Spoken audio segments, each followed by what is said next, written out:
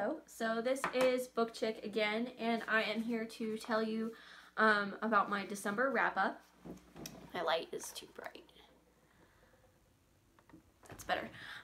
My December wrap-up, so it was pretty pitiful. I read, let me double check.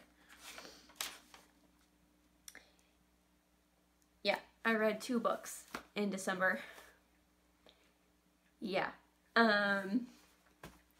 I don't want to talk about it, but it was finals week and like some family in town, obviously like the normal family celebrations.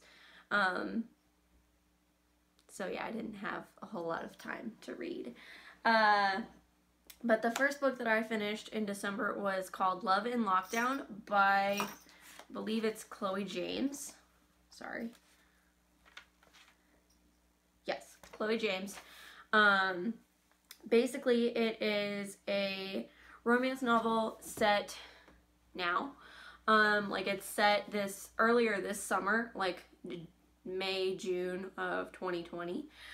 So as you can guess by that brief description and the title, it is about living through lockdown and basically what it looks like to date or not date during lockdown. So our main characters are actually living in England, I believe like somewhere in the suburbs, like not in London, but like in the suburbs, and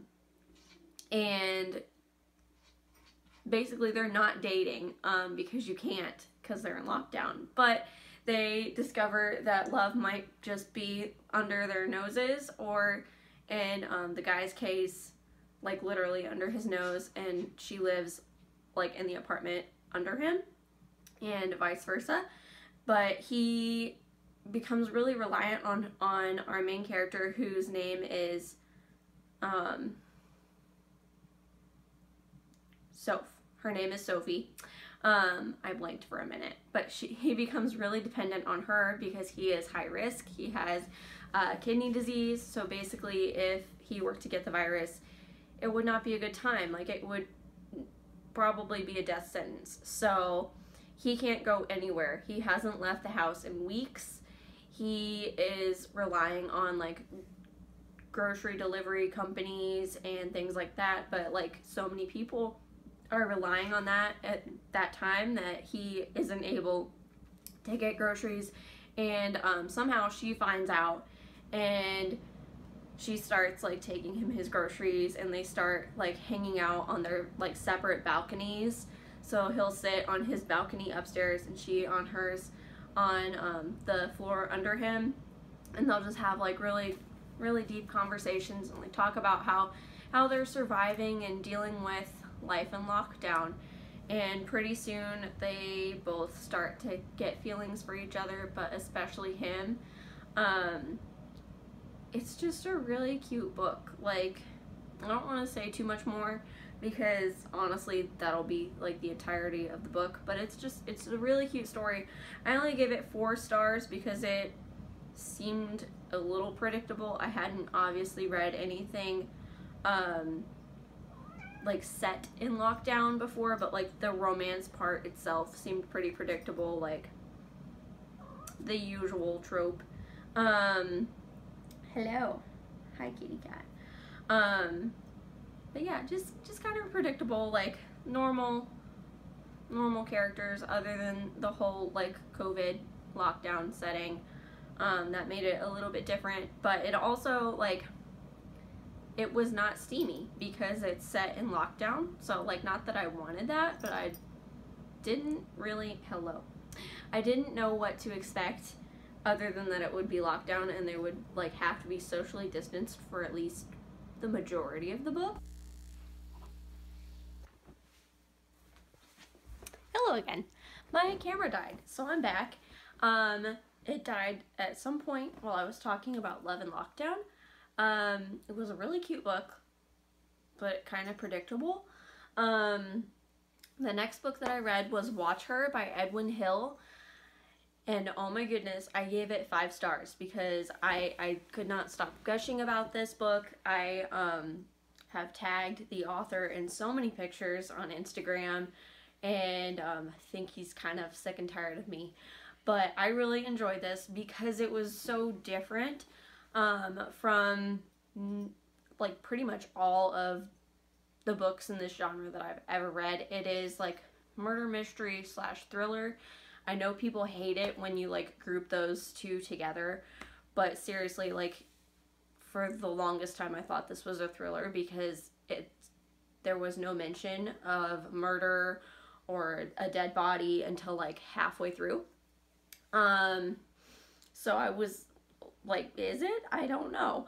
But I really, really liked it because it was so different. Like, the main character is a librarian, so she uses like her search, like database search skills to find like missing people all the time. She uses them to like help the police, like dig up like people's secrets, or like obviously like help students write papers and stuff.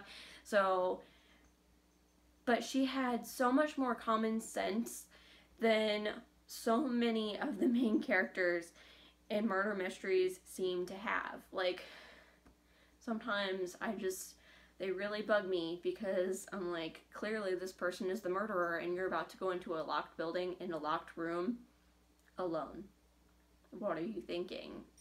And like, but she didn't really do that. Like, she still found herself in some really sketchy situations, but throughout most of them, there was always someone there just in case something went wrong.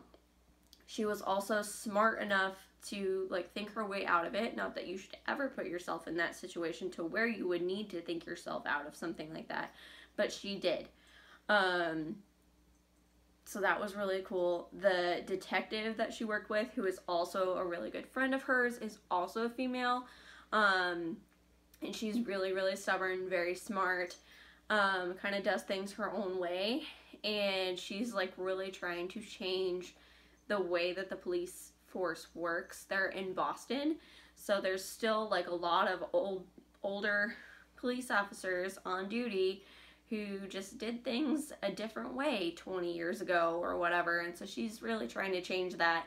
And part of how she's doing that is with Hester's help in like solving some of these cases, but also she doesn't want her friend to get hurt, so she does her best to like keep Hester out of it. But this book, like, seriously, it is full of like witty comments, lots of banter, but also like the whole family that like Hester and Angela are like investigating, like it's full of like secrets, betrayal,